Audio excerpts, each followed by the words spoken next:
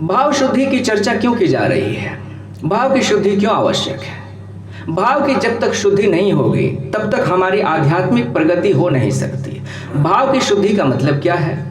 व्यक्ति पैदा होता है तो उसके भीतर कुछ भाव ऐसे हैं जो स्वाभाविक रूप से, प्राकृतिक रूप से प्रकृति उसके भीतर देती है। जीवन को चलाने के लिए, जीवन को संभालने के लिए वो चीज़ें ज़रूरी हैं। जैसे बच्चा पैदा हुआ है, अपने साथ क्रोध लेके आया है। क्रोध आप सिखाते नहीं हैं, क्रोध उसके भीतर है, जन्मजात रूप से वो क्रोध को लेकर पैदा हुआ है। इसका मतलब कि क्रोध जीवन को चलाने के लिए ज़रूरी है, इसलिए प्रकृति ने उसे दिया है।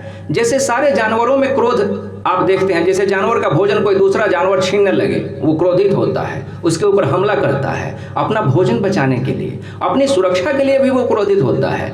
ठीक वही बात प्रकृति ने, वही उपकरण, वही हथियार मनुष्य के बच्चे में भी डाल दिया है, ताकि वो कभी ज़रूरत पड़े तो अपनी सुरक्षा कर सके, है ना।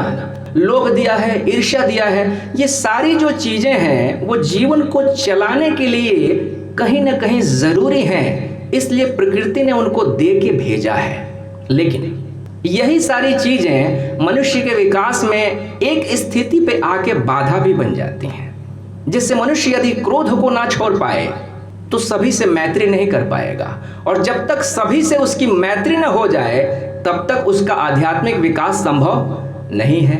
ठीक इसी तरह से जब तक वो लोभ न छोड़ पाए, ईर्ष्या न छोड़ पाए, तब तक उसका आध्यात्मिक विकास संभव ही नहीं है। इसलिए भाव की शुद्धि की बात की जाती है। वैसे कहने को तो मनुष्य को हम कहते हैं कि मनुष्य एक रेशनल एनिमल है, तार्किक प्राणी है। सुकरात ने कहा man is a rational animal, विचारों से जीने वाला प्राणी है। लेकिन मैं कहता हूं आपसे कि मनुष्य विचारों से अधिक भावों से जीने वाला प्राणी है। आप सभी जानते हैं कि क्रोध बुरी चीज है, वैचारिक रूप से आप जानते हैं ना जी, भीतर विचार है कि क्रोध बुरी चीज है। लेकिन जब स्थिति आ जाती है कहीं पे तो क्रोध आ ही जाता है। विचार तो था भीतर कि क्रोध बुरा है, लेकिन विचार कहाँ गया? भाव हावी हो गया विचार के ऊपर। तुलसीदास जब आधी रात में काम के आवेग में पागल होकर चले गए थे उफनती हुई नदी को फांद के अपनी पत्नी के पास ससुराल में, तब क्या वो बुद्धू थे? उस समय भी वो एक विद्वान थे, उस समय भी वो एक बहुत प्रकांड वैदिक ब्राह्मण थे, उस समय भी वो कथावाचक थे, सारे वेद पुराणों का ज्ञान था उनके भीतर। लेकिन काम के भाव ने कैसे नचा दिया उनको? भीतर जितने सुंदर विचार थे वो सारे विचार कहाँ छूट गए? पीछे छूट गए ना।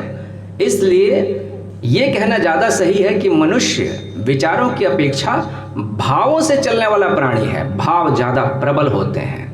विचार जो है वो हमारे मन के सतह पे होते हैं, लेकिन भाव की गहराई बहुत होती है। भाव बहुत गहरे से आते हैं, अंदर से आते हैं और आदमी को नचा देते हैं। तो भाव की शुद्धि के लिए 4 ऐसे भाव हैं जिनका अभ्यास किया जाता है आध्यात्मिक क्षेत्र में। वो 4 भाव कौन कौन से हैं? पहला है उसमें से मैत्री, दूसरा है करुणा, तीसरा भाव है प्रमुदिता और चौथा भाव है कृतज्ञता। तो आज हम थोड़ी सी ही चर्चा करेंगे, 1-2 भावों की हम चर्चा करेंगे। पहला भाव जो है वो मैत्री का भाव है। तो मैत्री का भाव, जैसा कि मैंने आपसे कहा कि व्यक्ति के भीतर जन्मजात रूप से मैत्री का भाव नहीं होता। क्रोध जन्मजात रूप से आता है, लेकिन मित्रता करने का भाव जन्मजात रूप से नहीं आता है। शत्रुता का भाव जन्मजात रूप से आता है। इसको आप ठीक से समझें।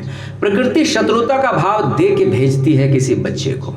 बच्चा जब पैदा होता है माँ के गर्भ में पूरी तरह से सुखी था, कोई चिंता नहीं थी, निश्चिंत था, किसी चीज के लिए कोई संघर्ष नहीं करना था, भोजन अपने आप मिल जाता था, जो भी जरूरी था सब अपने आप मिल जाता था, आनंद में था।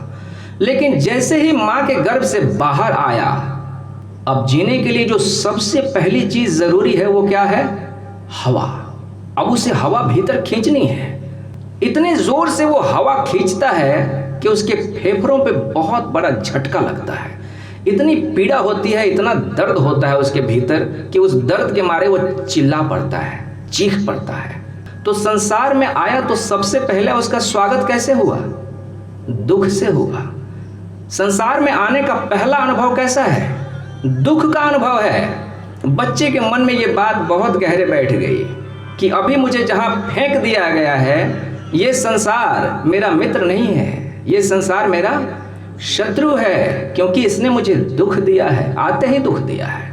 पहली अनुभूति उसकी दुख की रही, उसके बाद जो उसकी कथा शुरू होती है वो दुख की अनंत कथा है। अब भोजन के लिए उसको संघर्ष करना है, बिना मेहनत किए भोजन मिलने वाला नहीं है। कपड़े के लिए संघर्ष करना है, जीने के लिए संघर्ष करना है, घर बनाना पड़ेगा प्रकृति से सुरक्षा के लिए, है ना। उस घर पे दूसरे आ जाएंगे कब्जा करने के लिए, तो उनसे लड़ना भी होगा। यानी संघर्ष ही संघर्ष है, जीने के लिए उसको संघर्ष करना है। और जिससे संघर्ष करना पड़ता है व्यक्ति को, वो मित्र तो नहीं हो सकता। जिससे भी हमारा संघर्ष होता है वो मित्र नहीं हो सकता, वो शत्रु ही होगा, है ना। तो शत्रुता का भाव जो है वो प्राकृतिक रूप से हमारे भीतर डाल के भेजा गया है, वो प्रकृति ने हमें दिया है। शत्रुता का भाव अशुद्ध भाव है। अशुद्ध भाव क्यों है? शुद्ध और अशुद्ध भाव की परिभाषा अगर पूछा जाए तो क्या है? शुद्ध भाव वो होता है जो बाहर से प्रेरित नहीं होता है, बाहर से नहीं आता। शुद्ध भाव की प्रेरणा भीतर से होती है, अशुद्ध भाव की प्रेरणा बाहर से होती है। उदाहरण के लिए समझिए, जैसे शत्रुता की हम बात कर रहे हैं, मैंने आपसे कहा कि शत्रुता अशुद्ध भाव है क्योंकि उसकी प्रेरणा बाहर से आती है। बाहर जब कोई शत्रु होता है तब आपके भीतर शत्रुता का भाव होता है। अगर बाहर शत्रु मिट जाए तो भीतर शत्रुता का भाव बचेगा नहीं। जब शत्रु मिट गया तो भीतर शत्रुता का भाव भी नहीं बचेगा। यानी बिना शत्रु के आपके भीतर शत्रुता का भाव नहीं हो सकता। लेकिन बिना प्रेमी के भी भीतर प्रेम का भाव हो सकता है। आप अकेले में भी प्रेम पूर्ण हो सकते हैं। आपके पास कोई नहीं है प्रेम पात्र जिसको प्रेम देना है, जिसके ऊपर प्रेम लुटाना है, अकेले बैठे हैं, तब भी आपके भीतर प्रेम लबालब भरा हुआ है कि नहीं? तो प्रेम एक शुद्ध भाव है क्योंकि वो बाहर से प्रेरित नहीं हो रहा है। ठीक इसके उलट मोह जिसे हम कहते हैं, उसकी प्रेरणा कहाँ से आती है? मोह शुद्ध भाव है कि अशुद्ध भाव है? आप बताएंगे मुझे। अशुद्ध भाव है, क्यों? बाहर से उसकी प्रेरणा आती है। आपके पास कोई पात्र होता है, कोई व्यक्ति है जिससे आपका मोह हो सकता है, कोई वस्तु है जिससे मोह हो सकता है, उसके बिना आपके भीतर मोह नहीं हो सकता। जैसे मान लीजिए किसी व्यक्ति का बच्चा है, उससे उसका बड़ा मोह है, अब वो बच्चा मर गया। बच्चा मर गया तो उस बच्चे से जो मोह था वो बचेगा नहीं। जिस वस्तु से मोह था वो वस्तु खो गई, वस्तु खो गई तो मोह भी खत्म हो गया। तो ये भाव बाहर से आया था, इसलिए ये एक अशुद्ध भाव है। शुद्ध भाव वो है जो भीतर से प्रेरित होता है, प्रेम शुद्ध भाव है ना। लेकिन मोह अशुद्ध भाव है, शत्रुता अशुद्ध भाव है। तो आपसे कहा गया कि संसार में जीने के लिए संघर्ष है, इसलिए शत्रुता जो है वो प्राकृतिक रूप से व्यक्ति के भीतर पैदा होती है। लेकिन मैत्री की हमें साधना करनी पड़ती है, मैत्री अपने आप पैदा नहीं हो जाती। शत्रुता एक स्वाभाविक स्थिति है, प्राकृतिक स्थिति है। इस बात को दुनिया के सारे राजनीतिज्ञ जानते हैं। और आपको पता है कि बड़े लंबे समय से राजनीतिज्ञों ने इस बात का उपयोग करके आदमी को पागल बनाया है, बेवकूफ़ बनाया है। हिटलर ने अपनी आत्मकथा में लिखा है, हिटलर ने लिखा है कि किसी देश के सामने अगर कोई दुश्मन ना हो तो काल्पनिक दुश्मन दिखाओ, देश को दिखाओ कि ये तुम्हारा दुश्मन है, काल्पनिक झूठा दुश्मन खड़ा करो और दिखाओ। हिटलर एक बहुत ही साधारण कोटि का नेता था, लेकिन अपने देश के लोगों को, जर्मनी के लोगों को वो लगा भाषण में कहने कि यहूदी हमारे दुश्मन है। कहता था हिटलर कि झूठ को अगर बार बार दोहराओ तो सच लगने लगता है। तो वो इस फॉर्मूले का इस्तेमाल करता था, एक ही बात को बार बार दोहराया। उसने कहा कि यहूदी हमारे दुश्मन हैं, हमारी जो भी दुर्गति हुई है इन्हीं की वजह से हुई है।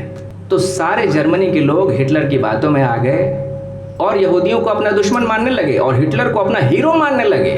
साधारण आदमी को अपना हीरो बना दिया। तो देखा आपने कैसे शत्रुता के भाव का प्रयोग कर लिया हिटलर ने, पूरे देश को इकट्ठा कर लिया शत्रुता के भाव के सहारे। मनोवैज्ञानिक कहते हैं, इस बात को आप ध्यान में रखिएगा, बहुत ज़रूरी बातें हैं ये आदमी का मनोविज्ञान छुपा है इन बातों में। दुनिया में जितने राजनीतिक दल हैं, मोटे तौर पे आप देखेंगे कि हर देश में दो तरह के राजनीतिक दल होते हैं। एक दल होता है जिसकी विचारधारा बड़ी उदार होती है, वो सबको समाहित करके लेके चलना चाहता है ना। वो पार्टी जो है वो प्रोग्रेसिव होती है, आगे की तरफ देखती है, विकासशील होती है, लचीली विचार होते हैं उसके। दूसरी पार्टी जो होती है उसकी विचारधारा कट्टर होती है, कठोर होती है। तो मनोवैज्ञानिकों ने देखा, बड़े लंबे रिसर्च हुए हैं इस पे, वैज्ञानिकों ने देखा कि किसी देश में अगर चुनाव हो रहा हो और चुनाव से ठीक पहले अगर उस देश में दंगे करवा दिए जाएं या उस देश में कहीं बम फूट जाए, तो उस देश का जो जनमत है वो कट्टर पार्टी के पक्ष में चला जाता है। समझ पा रहे हैं? चुनाव से ठीक पहले अगर देश में दंगे हो गए या कहीं पे बम फूट गया, तो अब पूरी संभावना है कि चुनाव का जो परिणाम है वो रूढ़िवादी पार्टी के पक्ष में जाने वाला है। क्यों? क्योंकि जैसे ही चुनाव से ठीक पहले दंगे हुए या दिखाया गया कि आतंकवादियों ने हमला किया है, कहीं बम फूट गया है, तो इससे क्या होता है कि लोगों के मन में भय पैदा हो जाता है। भय पैदा हो गया तो भय की स्थिति में आदमी क्या चाहता है? असुरक्षा महसूस करता है वो। उसे लगता है कि हम असुरक्षित हो गए हैं। तो इस असुरक्षा से लड़ने के लिए वो जो काल्पनिक दुश्मन है उससे लड़ने के लिए उसे अब एक मजबूत नेता चाहिए। अब उसे सीधा साधा नेता नहीं चाहिए, शरीफ नेता नहीं चाहिए, अब उसे एक बदमाश नेता चाहिए जो बात बात पे झगड़े करता हो, चिल्लाता हो, दंगे फसाद करवाने को तैयार रहता हो।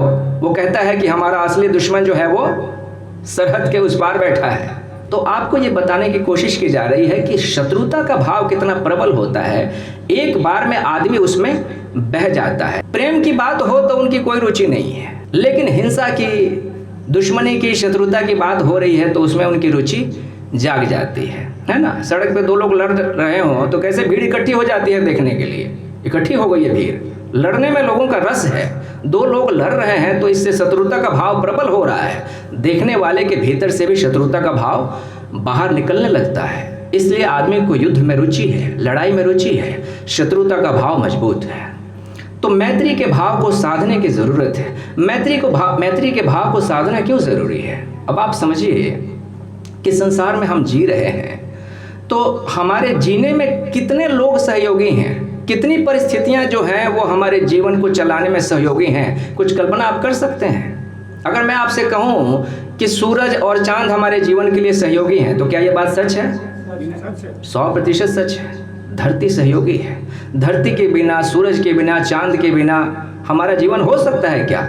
नहीं हो सकता। ठीक इसी तरह से इस धरती पे जितने मनुष्य हैं उन सभी के बिना हमारा जीवन नहीं हो सकता, है ना। एक घटना अगर यहाँ से करोड़ों मील दूर घटती है तो उस घटना का आपके जीवन से बड़ा सीधा सीधा संबंध होता है। अगर वो घटना नहीं घटती तो इधर आपके जीवन में भी जो घटना घट रही है वो नहीं घटती। दो चीजें समानांतर चलती हैं। एक तरफ रावण पैदा होता है तो दूसरी तरफ राम भी पैदा होते हैं। ये प्रकृति में सदा ही होता है। अब आपको मैं एक चौंकाने वाला उदाहरण देता हूँ। दो विश्व युद्ध हुए, पहला विश्व युद्ध और दूसरा विश्व युद्ध। तो दोनों विश्व युद्धों के बाद देखा गया पूरी दुनिया में कि लड़के ज्यादा पैदा हुए। ऐसा क्यों? क्योंकि विश्व युद्ध में बहुत सारे पुरुष मारे गए, पुरुषों की संख्या घट गई। इसलिए प्रकृति ने उस संख्या को बराबर करने के लिए पुरुष ज्यादा पैदा किए, असंतुलन न हो जाए कहीं। प्रकृति इतना ख्याल रखती है, कितने सूक्ष्म तरीके से प्रकृति काम कर रही है, बड़े सूक्ष्म ढंग से वो काम करती है, हमें पता भी नहीं है। जीव वैज्ञानिक कह रहे हैं कि आज धरती पे जितने सूक्ष्म जीव हैं, छोटे छोटे कीड़े मकोड़े जो चलते हुए आपके पैरों से कुचल जाते हैं और आपको पता भी नहीं चलता, ये झिंगुर और ये चींटे चींटियां, ये सब अगर ये सारे के सारे मर जाएं, वैसे तो हमें पता ही नहीं चलता कि हमारे जीवन में इनका योगदान क्या है, लेकिन जीव वैज्ञानिक कह रहे हैं कि सारे छोटे छोटे ये जो कीड़े मकोड़े हैं वो अगर धरती से समाप्त हो जाएं तो सारे मनुष्य 3 महीने के भीतर मर जाएंगे। इतना बड़ा योगदान है उनका, बहुत बड़ा योगदान है। हमारी धरती जिस पे फसल उगती है उसको उर्वर बनाए रखने में, उपजाऊ बनाए रखने में सैकड़ों सैकड़ों कीड़े मकोड़े हैं जिनका योगदान है। वो सब के सब अगर मर जाएं तो हमारी धरती क्या हो जाएगी? बंजर हो जाएगी, फिर इस पे कुछ उगेगा नहीं। इतनी बड़ी मात्रा में हम अपने खेतों में रासायनिक खादों का प्रयोग कर रहे हैं, कीड़े मकोड़े मारने के लिए पेस्टिसाइड्स का छिड़काव कर रहे हैं कि उनकी वजह से भूमि के अंदर रहने वाले जो कीड़े होते हैं, जो धरती के मित्र कहे जाते हैं, वो सारे कीड़े मकोड़े मर रहे हैं। अगर वो इसी तरह से मरते चले गए तो भूमि विशेषज्ञ जो हैं उनका कहना है कि आने वाले 20 से 25 सालों में हमारी धरती पे फिर कुछ भी नहीं उगेगा, धरती बालू हो जाएगी, सिर्फ रेगिस्तान हो जाएगी। तो उस चीज़ से अगर बचना है हमें तो इस बात को समझना होगा कि ये सब के सब कीड़े मकोड़े ये हमारे मित्र हैं, इन्हें बचाना होगा, है ना। तो बचाएंगे तो आप तब पहले जब आप समझेंगे कि उनसे हमारी मैत्री है, किसी तरह से वो हमारे साथ मित्रता का संबंध है उनको बचाना ज़रूरी है।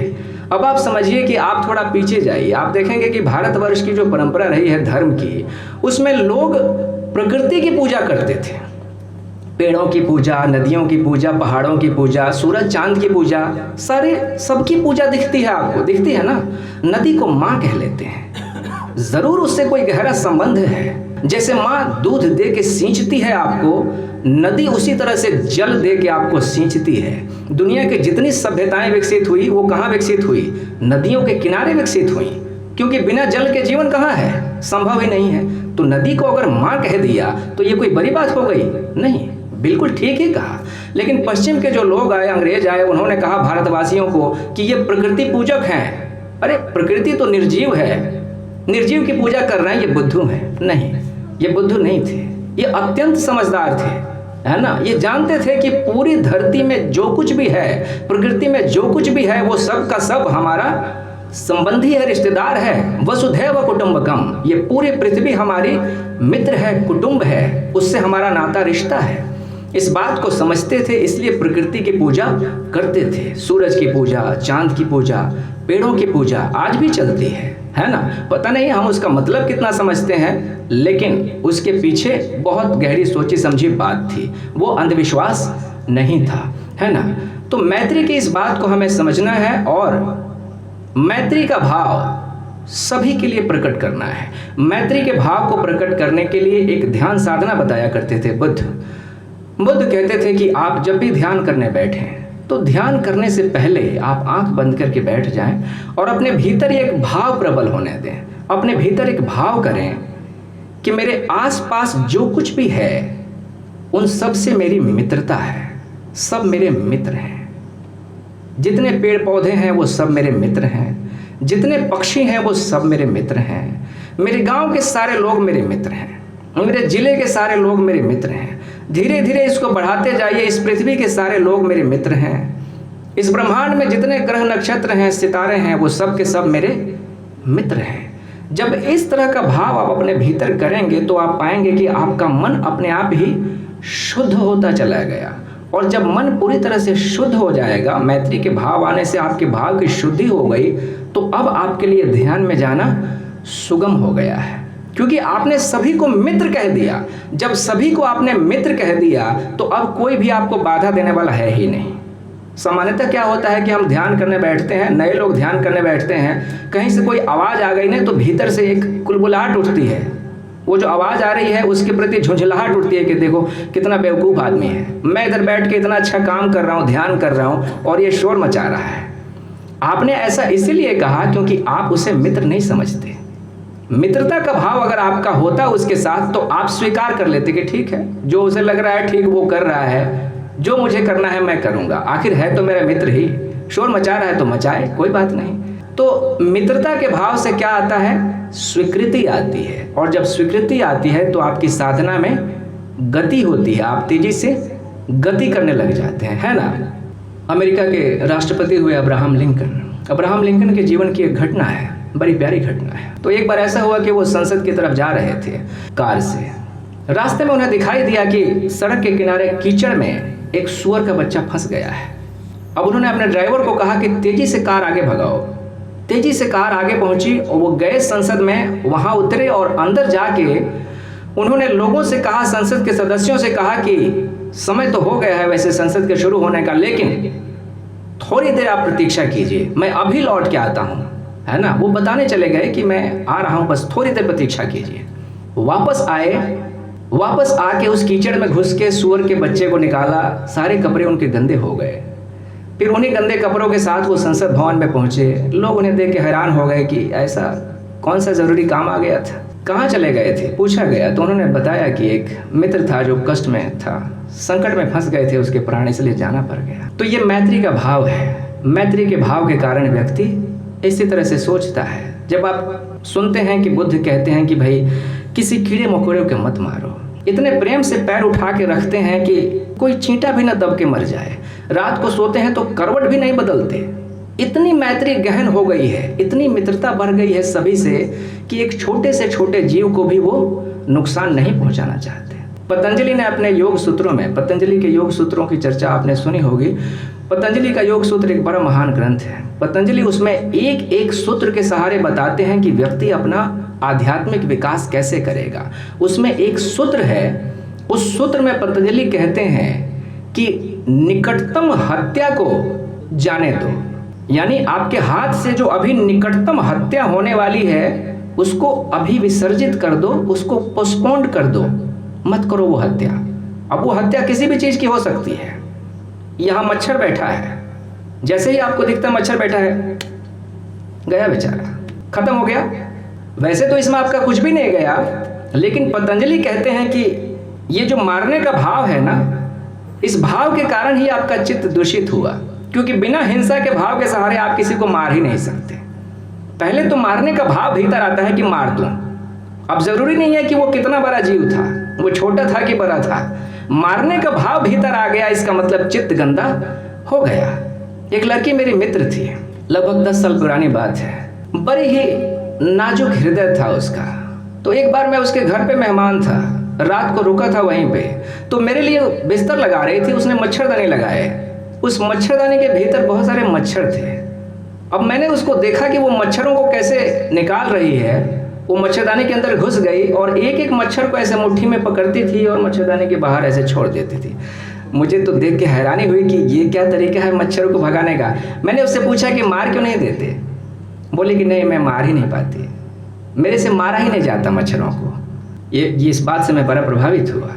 तो अभी जब मैं पतंजलि सूत्र की चर्चा करता हूँ तो मुझे उसकी बात याद आती है। कितना नाजुक हृदय है व्यक्ति का कि एक मच्छर को भी मारने को तैयार नहीं। कहने का मतलब कि जब उसे बिना मारे छुटकारा पाया जा सकता है तो क्यों मारना। पतंजलि भी यही बात कह रहे हैं कि अभी निकटतम जो हत्या होने वाली है आपके हाथ से, उसे विसर्जित कर दो, मत करो। हिंसा का उस जीव से लेना देना नहीं है जिसको आपने मार दिया। हिंसा का किससे लेना देना है? आपके चित्त से लेना देना है। हिंसा का भाव एक दूषित भाव है। हिंसा का भाव जब भी आता है तो आपके चित्त को कठोर कर देता है। अच्छा, मैं आपको एक बहुत छोटा सा उदाहरण बताता हूँ, कभी करके देखिएगा। आप हाथ में एक पेपर ले लीजिएगा, सिंपल पेपर, एकदम साधारण पेपर, और उसको कभी फाड़ने की कोशिश कीजिएगा। बहुत तेजी से फाड़िएगा उसको, जल्दी जल्दी, और नोटिस कीजिएगा कि आपके मन की दशा कैसी है। आप पाएंगे कि जितना ही आप उस पेपर को फाड़ते जाएंगे आपका मन कठोर होता जाएगा, आपके मन में कठोरता बढ़ती चली जाएगी। विध्वंस का यही मनोविज्ञान है। बिना चित्त को कठोर किए आप किसी चीज का विध्वंस कर ही नहीं सकते, आप उसको मिटा ही नहीं सकते बिना अपने चित्त को कठोर किए। जब भी आपको किसी चीज को मारना होता है, मिटाना होता है, तो सबसे पहले अपने को कठोर करना होता है। ठीक इसके विपरीत जब आप किसी चीज को बनाते हैं, कोई चीज आप रचते हैं, जैसे मिट्टी से आप कोई खिलौना बनाने की कोशिश कीजिए, आप पाएंगे कि आपके भीतर कोमलता बढ़ने लगी। रचनात्मकता में यही बात है।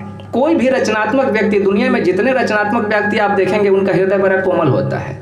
कवियों का हृदय बड़ा कोमल होता है, संगीतकारों का हृदय बड़ा कोमल होता है, क्योंकि रचना की जो प्रक्रिया है वही व्यक्ति के चित्त को शुद्ध करती चली जाती है। पुरुषों की अपेक्षा स्त्रियों का हृदय ज़्यादा शुद्ध होता है, पवित्र होता है। क्यों? क्योंकि वो रचना करती है, माँ है, सृष्टि ने उसको ये विशेषाधिकार दिया है। 9 महीने जब अपने भीतर रखती है बच्चे को ना, उस 9 महीने के भीतर उसके मन की, उसके शरीर की इतनी शुद्धि हो जाती है जिसका कोई हिसाब नहीं है। किसी पुरुष को छोटा बच्चा दे दीजिए, उसको कहिए कि इसको संभालो तुम रात भर, पुरुष बेचारा पागल हो जाएगा। लेकिन 9 महीने बच्चे को भीतर संभालने में कितना सावधान रहना पड़ता है स्त्री को।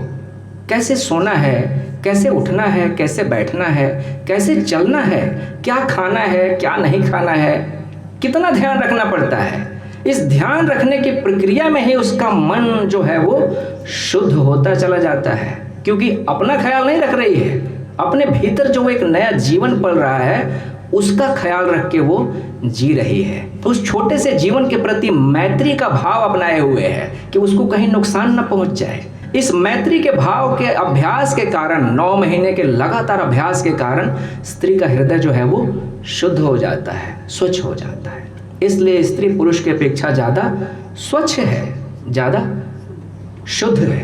ठीक है, चलिए तो आज की वार्ता को यहीं पे रोकते हैं, शेष वार्ता अगली बैठक में करेंगे।